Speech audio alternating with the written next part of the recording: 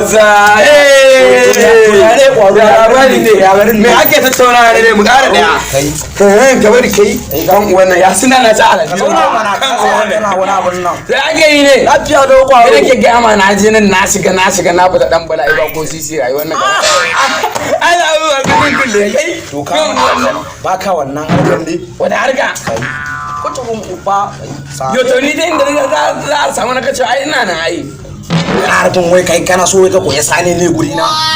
ai ni duk wani harka ni koma bashi nan dan irin a dan kwaso ka irin fita da adda haka irin tsaron wuta a wajen irin dai wasa ai kaka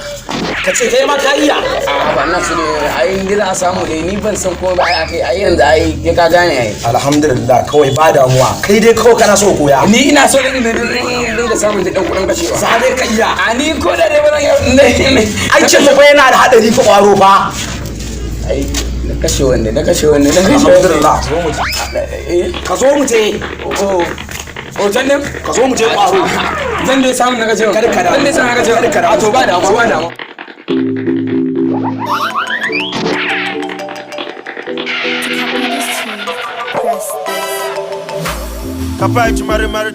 da ake sata yau abin da ne kawai ka rinka kallo ka gane daga nan yawwa ka tsaya daga nan ba ruwanka ka gane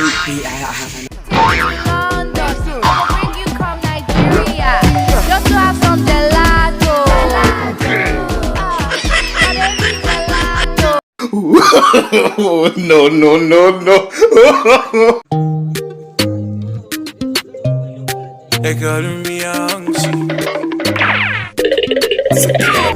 DJ yawa hello baban ce ka bata da motar nan ne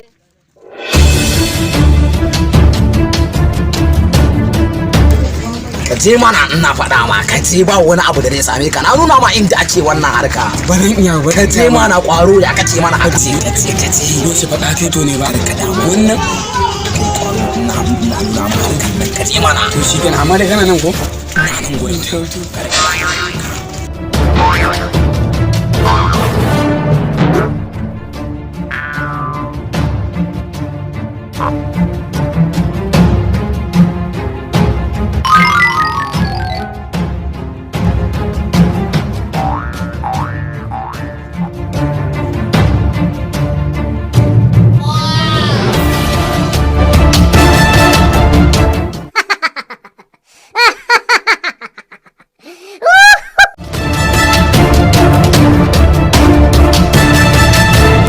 ina gida yanzu ai ni ina gida